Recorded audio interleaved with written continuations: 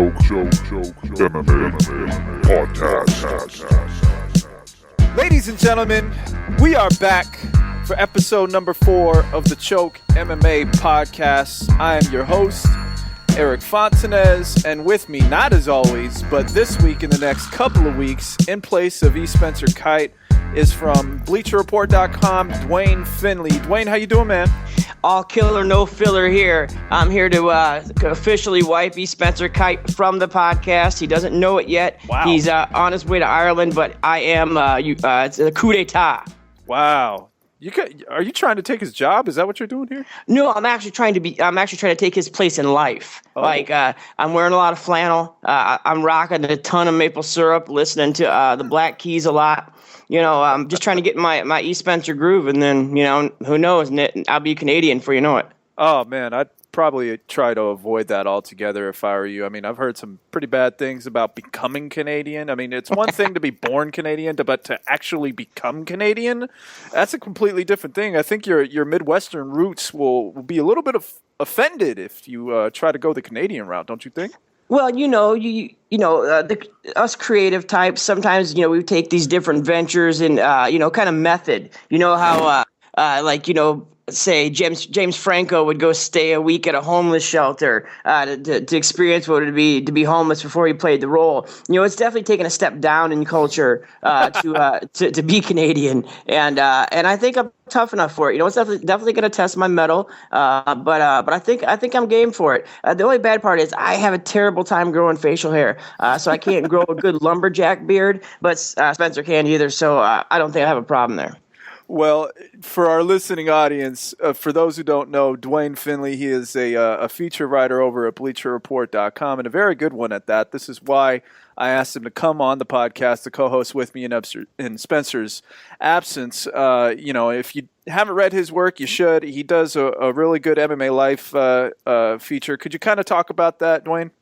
Yeah, I started this series called The Fighting Life about, it's coming up on 2 years now, believe it or not, back when I was at Heavy MMA. And it's just the concept was kind of born out of the fact that, you, me, a bunch of the guys who kind of do the features that we do are on the beat as we are. We do a lot of pre-fight, post-fight interviews, so we're keeping up with these guys is hard enough as is. I mean, it's a full-time job. But I decided to think, the average person tuning in, all they see are two guys stepping into a cage, maybe for 5 minutes, for 15, who knows? And really, that's all they know about them. So I decided to kind of do this series that took the focus out of what happens in the cage and kind of what it takes for them just to get there, period. Some of the features are backstories. Some of them are just kind of dealing with what they have going on outside their mixed martial arts career. But yeah, it's been a pretty successful series. We've done a lot of top guys, John Jones, some good stuff with Jake Ellenberger, Johnny Hendricks, stuff like that. So it's been a lot of fun, and it's been a learning experience for me for sure, because covering the sport like we do, we kind of get numb to certain things, and it all kind of becomes routine. So finding out some things that you didn't know, it definitely ignites some different passions that you might not have had before. So you definitely get a different understanding for what some of these guys go through, and yeah, it's been a successful series. We've carried it over. It's at Bleacher Report now. It's been here for a year, and yeah, we're going to keep going, man. Our last one was with Anthony Pettis.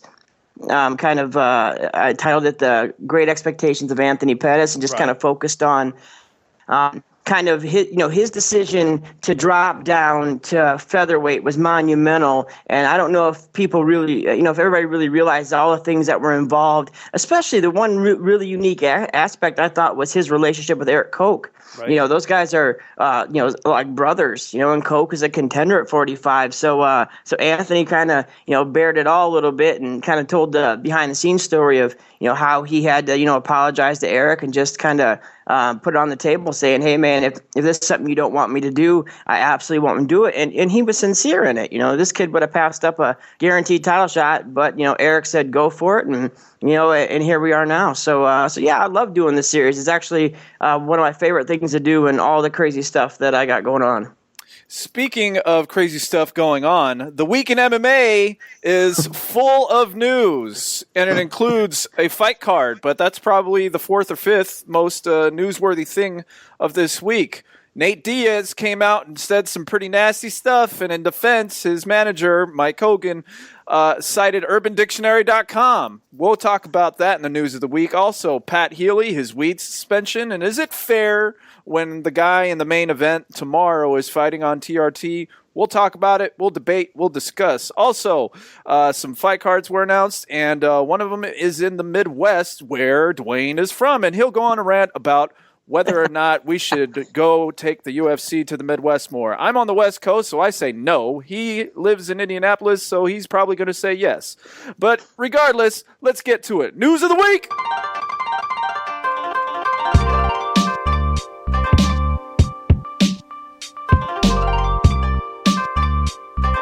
Nate Diaz took to Twitter and said some raunchy things and got suspended. He used a homophobic slur when talking about Brian Caraway and the drama that unfolded from Pat Healy's weed suspension. Brian Caraway came out and said he slams weed, he hates marijuana, and he's happy to collect the payday that was taken from Pat Healy after he won the bonus, and now he's gloating. And then Nate Diaz came, at first wanted to say, that's not cool that he's talking like that, and ended up using a homophobic slur. Mike Hogan, Nate Diaz's manager, spoke to MMAJunkie.com following that incident and used misogynistic slurs to defend Nate Diaz's use of a homophobic slur. And then in the midst of it, cited UrbanDictionary.com as a place to look up the meaning of the F-bomb. So, Duane, what is your take on the hilarity that is the defense of Nate Diaz and also the use of the homophobic slur on Twitter? For starters, it was a situation that was bad and just progressively got worse and actually, funnier throughout the day. As kind of you and I were discussing pre-show, anytime you cite the Urban Dictionary, you've gone off course. Yeah. I mean, the Urban Dictionary defense is not a good one, but you can't make up words and make up meanings to words. Sorry, guys. Oh no, and just and then to have it fit, to make it fit your argument, it just didn't make any sense to me. And there's two crazy parts about this for me personally.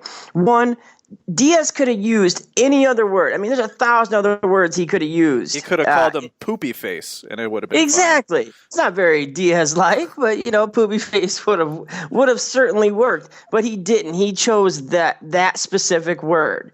And even though it's pretty clear that I doubt he was. I highly doubt Diaz was saying anything that or alluding to the fact that Brian Caraway was a homosexual. The fact is, when you use that word, you go beyond just the person you're targeting for insult, and you hit a much broader base. Secondly, the idea of not apologizing for it and just saying, hey, look, I messed up. That's not the word I meant to use, but I did. I'll do my time. I'll take the fine. I'm sorry about it. I'll take the tweet down. Bam. Or a la the Mitrione mea culpa, if we will. You know what I mean?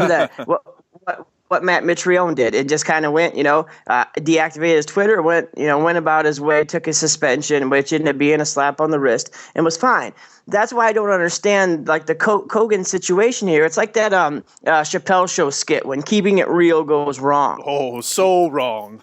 So wrong, because that was the whole thing. It's like, well, no, Nate's a real dude and he keeps it real, so we're going to keep this tweet up and he means what he says, but he didn't mean what he said. The whole thing is, it's just, you're going off the track at 115 miles per hour. You got to do something to lock the brakes up and try to at least salvage something in the wreckage. But that didn't happen. It was they just keep the tweet up, and then Kogan goes on MMA Junkie, cites the Urban Dictionary defense, and things just get progressively worse when all of it, A, could have been avoided had Nate used it, and B, certainly could have been lessened had he just pumped the brakes a little bit, but he didn't. And here we are in this world of Diaz Kogan Urban Dictionary madness.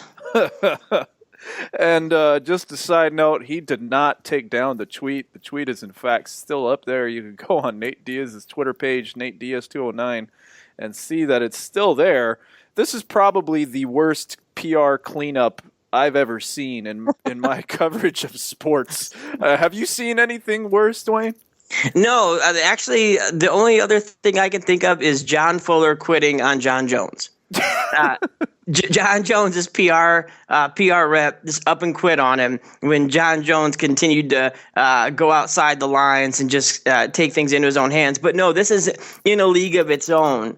Certainly, like I said, it could have been diffused, but was it? And here's the thing, Erik. You know a lot of the same people I know that, I don't know Nate personally, but I know a lot of his really close friends, and I know that he's a genuine kid. Yeah. I know that he's a nice guy. And he just, he's just got a streetwise mentality. But the thing is it's kind of like this revolving theme with the Diaz brothers is why does nobody stop them or step in when things are going off the rails? We've seen it with Nick. 158 was the Nick circus where there's certainly somebody could have stepped in and just said, hey, let's calm this down. But Nate, yeah, keeping the tweet up, keeping it real, and keeping suspended, I guess. I don't keep it. It is questionable. Yeah, and he's suspended. The last fighter to get suspended was done so for about 16 days. How long do you think the suspension's going to last? I really think it comes down to how this is handled in the next few days by Diaz's camp. Like I said earlier, Mitrione, he headed off at the pass and he said he was wrong. He apologized. He issued a statement and then took a suspension, fine, and went into hiding.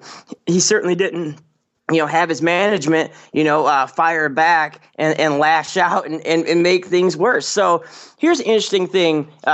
Here's an interesting aspect that I think about, Erik, is, we've heard Dana White say a few times that the difference between the Diaz brothers is the older Diaz refuses to play the game at all. The younger Diaz brothers certainly does play the game or has been the better of being, more company friendly with UFC. Right. This situation, we're seeing Nate go the way of his older brother on this. So yeah, man, I really don't know what's going to happen, but I think if they don't pump the brakes on it, it's certainly only going to get worse because now you're drawing in, you're continuing to poke the UFC and you're making them react.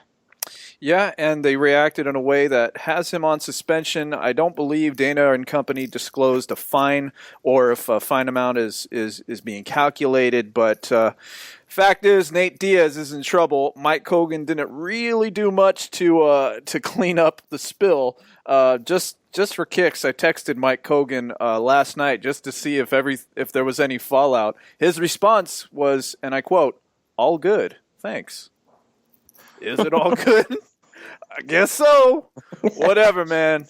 And if you don't know what this all stemmed from, Pat Healy smoked a little pot, showed up in his post-fight drug tests at UFC 159, and he had his bonuses taken away from him. He won $130,000 in bonuses. I believe it was fight of the night and submission of the night. Had both those taken away. And his submission of the night bonus went to Brian Caraway. Brian Caraway said, "I hate marijuana, and anybody who uses it is lousy and silly, and I'm glad I collected this bonus." Now, this is what prompted Nate Diaz's little Twitter post. But I think when we all saw that, everybody had an opinion of Brian Caraway, whether they had it before this article came out or after. But he was quoted in saying that, he was happy to collect the payday and everything. Kind of seemed like a smug response. Duane, what's your take on it? Before we get into this, I think we also should add at the last thing you said that maybe all good for Mike Hogan has a different meaning in the Urban Dictionary. That's true. If you go look up all good in urbandictionary.com, it might mean something completely different than what I'm thinking. All good might be like, oh man, I'm screwed. It's hit the fan. So it may be. That's just a point of reference. We could further investigate once we get some time. But on the Caraway thing, exactly what you said. As soon as I personally, as soon as I saw his interview on MMA Junkie, it struck me so far off. It just got under my skin. It's one thing to say, hey, you got a $65,000 bonus come out of nowhere. Great for you. You earned it. You got a solid submission victory over Johnny Bedford, and now money that you didn't have is back is in your pocket. Celebrate. That's awesome. Take your money and just hush, man. Like where things he put himself into a position of judgment when he started railing out on the issue, and that's what really rubbed everybody wrong. Especially Nate Diaz, but Nate wasn't alone. The Twitterverse is pretty much alive with Caraway hate following that interview, because he did come off as smug and judgmental.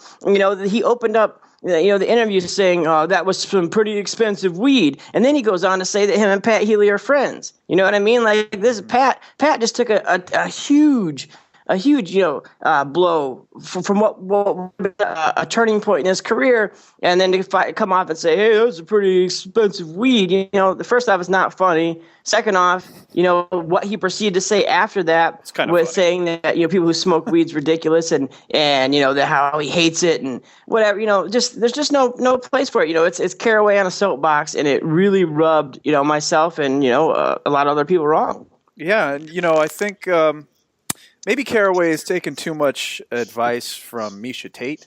Just coast, Brian. Just coast it. Just coast it. And when he coasted it, he came out sounding like a pompous jerk. And nobody really liked that, especially Nate Diaz, who made it very clear in his post. Now, Pat Healy was suspended for smoking pot, and pot is illegal in a lot of areas. It's legal in some states in the United States, but the fact is you can't smoke it and fight in places like New Jersey. That's just one of the rules. But you can be on TRT. Vitor Belfort is fighting this weekend. He's openly said that he is under testosterone replacement therapy. And speaking of rubbing people the wrong way, this rubs a lot of people the wrong way. They look at it as cheating. In a lot of circles, people say if you're on TRT, you're just basically taking steroids and you're trying to get an advantage for a win. Do you think it's a fair assessment that people look at it that way, Duane? And if so, how do you see it? I think there's some intricacies that people miss about it, but overall, I think the general sentiment is roughly correct. I mean, put it this way, I'm 34 now, and I go get my yearly physical. That we did this last year. It's just kind of something I wanted to see what the doctor thought. I asked my personal family physician. You're a responsible adult, because I haven't gone to the doctor in a really long time. Kudos to you. Yeah, well, my wife keeps me on a schedule, brother. No, I'm forced to go. So yeah, I have to do these things. And I asked my doctor about testosterone replacement therapy. Said I feel a little sluggish, and he honestly, flat out, just leveled me and said, unless you were a 56, 57-year-old man, don't ask that question. So wow. I really think, it's true, and this is the reality of it. We can kind of curve and kind of put things the way we want in our own perspective, but with the UFC's taking their turn on it. Before it was we have to get more information. Now Dana White is coming out and saying that if you're a 35-year-old man taking testosterone, then you probably shouldn't be fighting. So and then we see the science and the connotation that the reason their testosterone is low is because of past steroid abuse. Not pointing fingers, but Vitor Belfort has stopped twice for steroids or performance enhancing drugs. So I think it's ridiculous. And what I think is also ridiculous is the fact that Keith Kaiser and the Nevada Commission says that in their guidelines that somebody who has had a prior offense for PEDs would not be granted testosterone use exemption. So Vitor, fighting in Brazil, he was given one for the Bisping fight. Now he turns around and fights in Brazil again. So the bigger question is, will we see Vitor fight in the States? And I really don't think so. And if he doesn't, if he continues to fight in Brazil, then there's a bigger problem going on, because that means that they're pandering to him. They're saying, hey, you're a big draw here. You're a legend in Brazil, but you can also use your testosterone down here. Kudos for Rockhold for going down and fighting him, because Rockhold knew what he was getting into before he ever signed the contract. And, Rock has said, some pretty, some pretty poignant things about it, inflammatory. He's using this as motivation because beating Vitor Belfort's one thing, beating Vitor Belfort, all quote unquote, jacked up is another. So yeah, man, I think it's an ugly situation, to be honest with you. Okay, fair for Pat Healy to get suspended on weed, while fair to let Vitor Belfort fight on TRT. Yes, No, I think in the Healy situation, the rules are the rules.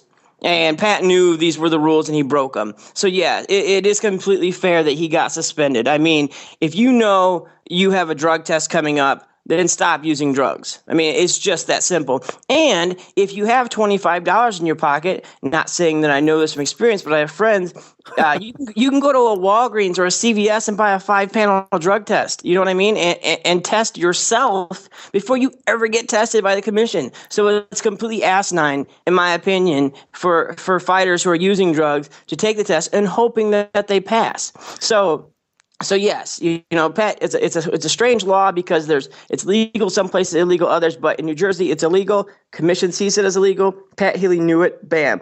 What isn't fair in this equation is the fact that Vitor gets to fight on testosterone replacement therapy in Brazil, where he wouldn't be allowed to do it elsewhere. So yeah, there's definitely shades of gray, but it's definitely a shady situation.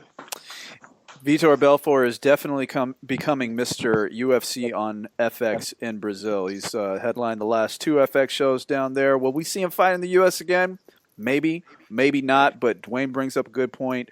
You can't, Keith Kaiser is not going to grant an exemption to anybody on TRT that has prior steroid use history. So I guess FX in Brazil is going to be where it is for now. Sorry, Vitor. Moving on, Indianapolis is having a UFC event, and Duane, as you can tell, is pretty darn excited about it because he's a Midwestern boy. How do you feel? Yeah, I'm stoked, man. And I've been bugging. I'm not going to hide this at all. I've been bugging Dana White, Dave Schaller, all those guys. You seriously have been getting in contact with UFC brass to make this happen? No. I'm not saying I made this happen. I'm saying when I'm at the events. Oh, you're that guy. You're the guy saying, hey, when are you coming back to Indianapolis? When are you going to Cowboy Stadium? You're that guy. Duane is that guy, ladies and gentlemen. Proceed. Yeah, I am, but for good reason, because we had a show booked last year. That the UFC on FX5 show was originally booked for Indianapolis, but because of scheduling differences, they had to move it to Minneapolis. That was the Bigfoot Travis Brown main event. Yeah, so they took our card away. It was like, hey, we're coming back to Indy. Get excited about it, and then skirt, we're going to Minneapolis. So yeah, I had a bone to pick. I had to state my case, but yeah, they just announced they're coming back in August. I'm super stoked about it. It's going to be on the UFC on Fox Sports 1. The run, I believe it's the show right after Boston, and then they turn around and go to Milwaukee, which is also in the Midwest that weekend. So what I think is kind of cool about it is I think with this proposed run of 12 shows in 16 weeks, they're talking about doing on the Fox Sports 1 programming. I think the Midwest is going to get a lot of shows because they do fall on Wednesdays, kind of replacing the versus or fight nights that we used to have, if you remember. Yes, I do remember. I have been covering this sport for more than a year, I think. But yeah, FX or fight night shows, those were the tiny shows that you wouldn't necessarily pay for on pay-per-view, but if it was playing on a Wednesday night on Spike TV and you really didn't have anything going on, sure, you'd sit down, crack open a beer probably, and watch some fights, watch some people get punched and kicked in the face. Now, you're especially excited about this because you're from the region. Now, people from the Midwest, are they super stoked and amped about MMA, or do they have more of the New York State Legislature kind of view on it? Oh, no, I think this is bread and butter MMA crowd in the Midwest. I mean, we certainly see it anytime the UFC comes to Chicago. It's a big turnout there. And you notice that I say Chicago with the short A. not Chicago. But yeah, so we see it there. Columbus, they have some huge shows. Even Strikeforce, did well with some mid-tier cards there. So yeah, this is the Midwest. The Midwest portion is really firm MMA fans, faithful MMA fans, and I think it's with a returning in any type of regularity, they're really going to see it. The last time the UFC was here was for 119, and it was a terrible main event. I mean, some of the fights on the card were awful too, but it was a sellout. Wow. So, Mir versus Krokop to date is the only main event I've ever seen people get up and walk out during. And it's still sold out. People came in a little late. They left a little early. Yeah, man, it was a great turnout, and Fight Week was awesome for them. The UFC was really happy with Indianapolis. It's a good city to host, those events. I think for pay-per-view, it would have been great to have a pay-per-view card here. But we'll take a Wednesday fight night card, whatever it takes to get them back.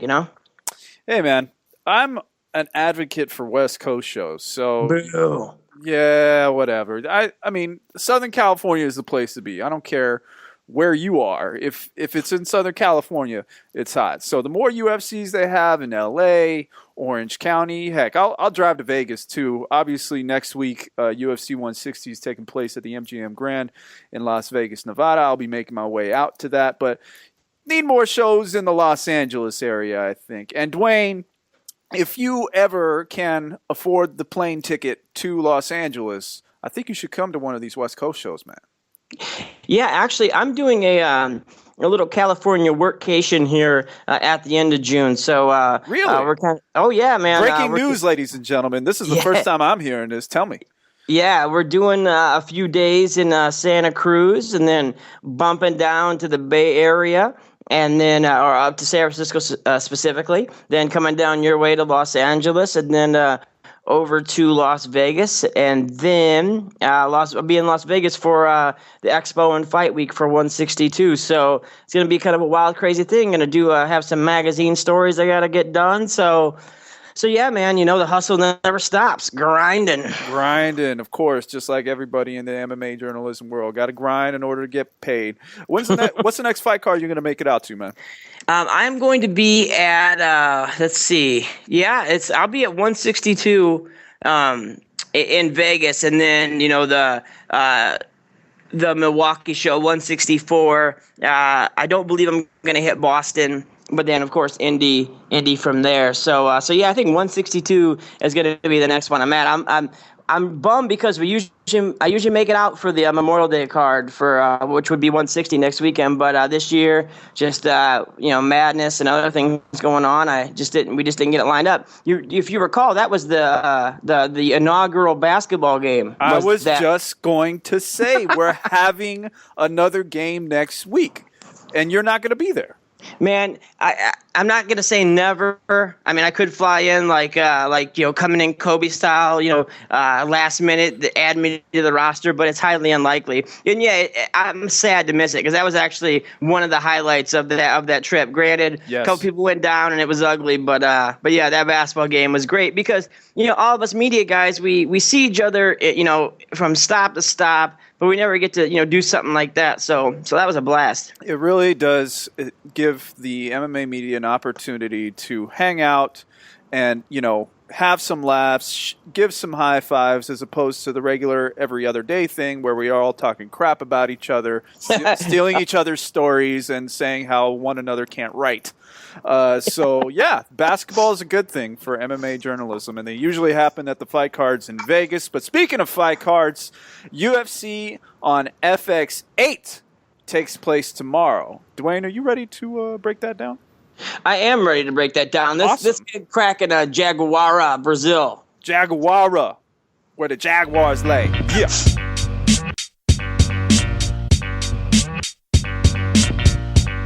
UFC on FX8 taking place down in Brazil. GracieMag.com readers, You know what Brazil is because you're all from there. Well, most of you anyway. We have some American readers too that are Brazilian, Canadian, or otherwise. And we appreciate you guys for listening to our show and reading our work, and also for reading the work over at BleacherReport.com.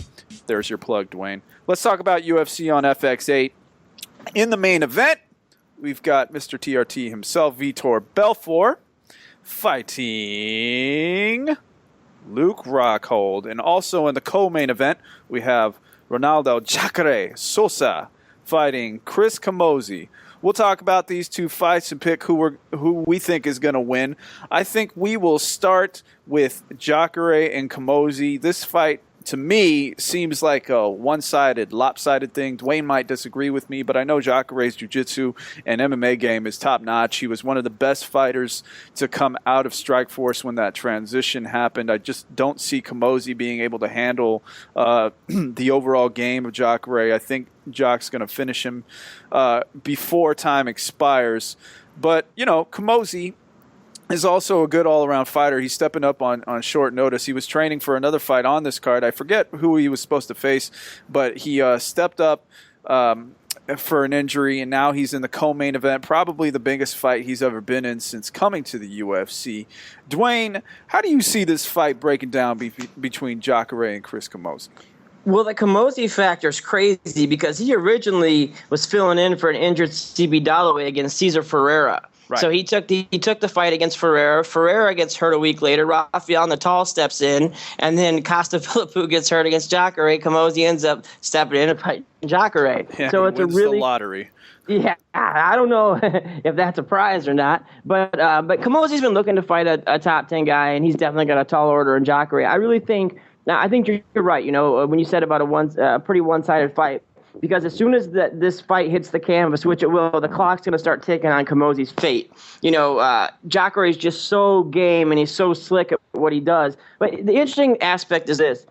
If Camozzi, and I say this loosely, if Camozzi can survive the first round and get into middle water there in the second, then he does have some chance to win this fight. The kid trains at altitude. We've certainly seen he's tough as nails. Fought through the Ultimate Fighter that opening round with the broken jaw. Wanted to keep going. He got cut from UFC following his loss to Noke. He's back. He's won four in a row. That's right. 4 in a row. He's been on a tear, but he hasn't fought anybody of Jacare's caliber. So I really think nothing close, because Jacare is a different kind of animal. You know what I mean? So clearly a different type of animal. He's an alligator. That's what Jacare means in Portuguese. Oh, absolutely. And you see that, the alligator crawl he does, that takes tremendous upper body strength. The guy's obviously, in shape. But I do think that I'm not going to say that Camozzi has no chance of winning, because I think he does have a chance if he takes Jacare gets put in deep water late in the fight, and, Camozzi turns on his, zombie mode. I think it can happen, but I think also that's probably not very likely. I think Jacare, goes to work, gets the job done, and like you said, I do think it's a finish. I think he'll submit Camozzi in the second round. Second round finish. I'm saying second round also. You and I see eye to eye more so than myself and E. Spencer Kite. I might keep you on long term. What do you think about that? He's a contrarian by nature, so he'll disagree with you on anything. If you say, hey, man, that sign's red, Spencer's got a different, maybe he hates red. I'm not going to say that the man is a hate monger, but I do think that he does have some psychological issues. So yeah, I'd like to hang around. I think we all have psychological issues. This is why we're doing this podcast. This is why we were picked to do it. Absolutely. Oh, by the way, during one of your rants, I took the time to look up UrbanDictionary.com's definition of all good. It means it's all right. Don't worry. So I think that's what Mr. Kogan was trying to relay to me when he was answering my text message, that, it's all right and not to worry. I would disagree, but, that's what it means apparently. If the Urban Dictionary says so shall it be, I guess. So shall it be. In the main event, getting back on track, at UFC on FX8, is Vitor Belfort fighting Luke Rockhold. Luke is coming over to the UFC from Strikeforce. He's the former Strikeforce middleweight champion. He is fighting a former UFC champion who has many years of experience. He is the T-Rex. He is the dinosaur. He is the lion, or something like that. Belfort. Who are you picking in this fight, man? I'm taking Rockhold. I'm taking Rockhold by decision in this fight. I do believe Vitor's, as Rockhold said himself, I think Vitor's going to give him hell for the first 5 minutes. But looking statistically at Belfort, if you survive the first 5 minutes with him, your chances to win drastically increase. I think Rockhold does it. I think his wrestling's going to make the difference. I mean, I know Luke's primarily known being a rangy striker, but he's up there at AKA with a murderer's row. Oh yeah, and Luke can wrestle, and Luke's got good jits. So yeah, I think he doesn't play around much. I think he puts Vitor on his back and tires him out, and then picks him apart and kind of point fights it. But I do think Rockhold gets a really important win in this fight, because it's a huge fight for both guys actually. Do you think winner faces Anderson Silva? I think it's a distinct possibility. Granted, if Weidman does, pull off the victory at 162, immediate rematch is, certainly going to happen. But this fight will determine definitely who's next if things go, if Silva is to carry out his reign. Because think about this. The crazy thing about the middleweight division is going into December, it looked like the most competitive thing ever, because there was all these contenders on the rise. You had Weidman, but he got hurt. Supposed to fight Boach. You had, Bisping. You had Belcher was there. You had guys just popping up all over the place. Looked like they were going to, get the job done and put themselves in a nice position. Fast forward like even 6 weeks, and the whole thing is wide open. I mean, that's how Bisping went from like fourth to promise the guaranteed title shot if he beat Belfort. He got TKO'd. So then Weidman became the number one guy again by default. So yeah, I really think with the current state of the division, the winner of this fight is definitely going to move up into the next slot. I think you're right. I think if Luke Rockhold gets by Vitor Belfort, he's definitely going to be in consideration for a middleweight title shot, whether it be against Anderson Silva or if Chris Weidman pulls off the upset. But I really have a tough time believing that Vitor Belfort is going to be back in line as the number one contender. I mean, the rankings are going to say one thing. Will the UFC actually pull the trigger on that kind of thing? Will they feel their hand is forced into doing that kind of thing? I'm just not 100% certain, seeing as that how Belfort last time he faced Anderson Silva got kicked to the face and just collapsed to the canvas. And then also, I bring up the thing that we talked about before with Belfort only fighting in Brazil. He's only been able to headline FX cards. For an Anderson Silva title fight, yeah, sure, they've had one in Brazil, but don't you think they want to book that kind of thing in Vegas? I would think that after the Weidman fight at 162, the next one for Anderson would be in Brazil. I really think that's kind of the trend. It's kind of one here, one there. As where like somewhere like GSP, we only see him fight in Canada because it doesn't make any sense to lose that money. Yeah, by performance, but it is, but it does make a tremendous amount of sense for him to consistently fight in either Montreal or Toronto. And I agree with you on the Belfort thing. The only thing that I think that's kind of the curveball in this is if he does beat Rockhold, you're looking at Belfort, who just beat Bisping and Rockhold. Who else makes sense for him to fight other than a title? You know what I mean? Any other the other John guys Jones. coming off? Yeah, well, John Jones. John Jones or GSP. Or Benson Henderson. Or, forget it, Frankie Edgar. Dominic Cruz. Yes. How light can we go? Is DJ doing anything? Hey, Roy Nelson said it best. If we want to see this pound for pound list thing put to the test, Nelson was willing to do it. He said he'll go down, he'll fight a couple flyweights if he has to, he'll chase Dominic Cruz around, whatever he's got to do. So I like that. I like that idea. I love Roy Nelson. You cannot hate a hair on Roy Nelson's head. There's lots of hair too. Serious. And have you seen that beard? Epic. My wife saw that thing and asked if there are birds living in it. There might be. I think I think that's where he keeps his wallet. He might. He's had a lot of money put into it since winning the Ultimate Fighter, I think. So everything's possible. But before we finish out this podcast, you had a little rant about Nick Lentz for some reason. Yeah, and this is a very overlooked situation. You know, Nick Lentz, the Carney, is fighting on this FX card, not getting a lot of love. But this isn't my theory. I can't take credit for it. This belongs to my good friend Chuck Mendenhall from ESPN. Menaheezy. Yeah. He came up with this theory that even when Nick Lentz is the greatest fighter pound for pound on the planet, because even when he loses, he doesn't lose. And I looked into this, and if you remember, you know, when he was beat by Oliveira, it got a turned over no contest. The fight before it got turned over no contest, even though he got walked. So even when you beat this kid, you don't beat him. And now he dropped to 45, and he's been on a tear. So I know his style isn't anything to really get excited about. At the same time, when this kid is DJ Khaled, you know, all he does is win. How do you say no to him?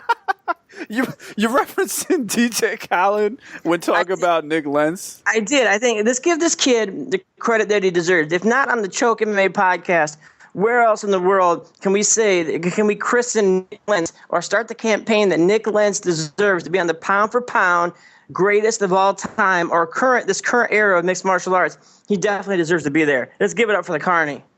I think we need to hit up Chuck Mendenhall to have a roundtable discussion about this at some point, because he breaks it down, and he breaks it down much better than myself. But when he first brought it to me, saying, you know, oh, Nick Lentz is great, I was like, come on, we're talking about Nick Lentz. Then I started looking at the numbers, you know, pulling up the records and checking the stats. And sure enough, this kid is just unbeatable. Even when you beat him, you don't beat him. Well, on that note, I can't believe we're finishing off on a Nick Lentz note. Right? On that note, that's all the time we have. Duane, thanks for coming on the show and co-hosting with me in ESK's absence, my man. Well, I appreciate you asking me to do it. And, you know, I'll be here for the next couple of weeks while ESK is off enjoying Ireland.